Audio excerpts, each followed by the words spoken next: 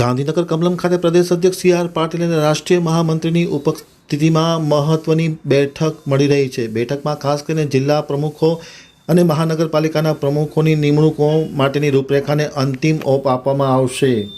હવે જોઈએ ગાંધીનગર આમતક ન્યૂઝ બ્યુરોમાંથી જે.કે. પટેલનો એક વિસ્તૃત અહેવાલ. ગાંધીનગર ખાતે ભાજપના સંગઠન પર્વને લઈને પ્રદેશ ભાજપ ખાતે મહત્વની બેઠક શરૂ થઈ છે.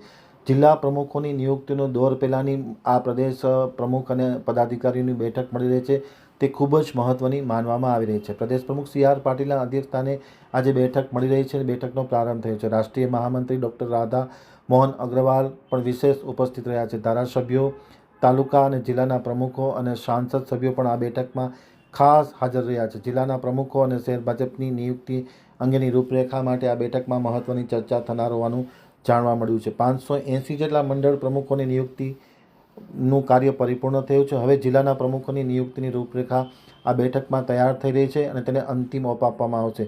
33 જિલ્લા પ્રમુખો અને 9 મનપા પ્રમુખોની નિયુક્તિ અંગે આપશે મોવડી મંડળ માર્ગદર્શન.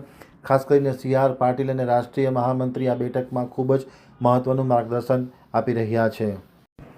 આજની મહત્વની બેઠકમાં પરસોત્તમ રૂપાલા, રજનીભાઈ પટેલ, ભૂપેન્દ્રસિંહ ચુડાસમા, આઈ.કે. જાડેજા, મહેન્દ્રભાઈ પટેલ, વર્ષાબેન દોશી, જયંતિભાઈ કવાડિયા, ડૉક્ટર ભરત બોગરા, ડૉક્ટર ઋત્વિજ પટેલ, ગૃહમંત્રી હર્ષ સંઘવી, રત્નાકરજી અને ગોરધનભાઈ ઝડફિયા સહિતના ભાજપના વરિષ્ઠ પદાધિકારીઓ પણ ખાસ ઉપસ્થિત રહ્યા છે અને જિલ્લાના પ્રમુખો માટેનું મહામંથન આ બેઠકમાં શરૂ કરી દેવામાં આવ્યું છે.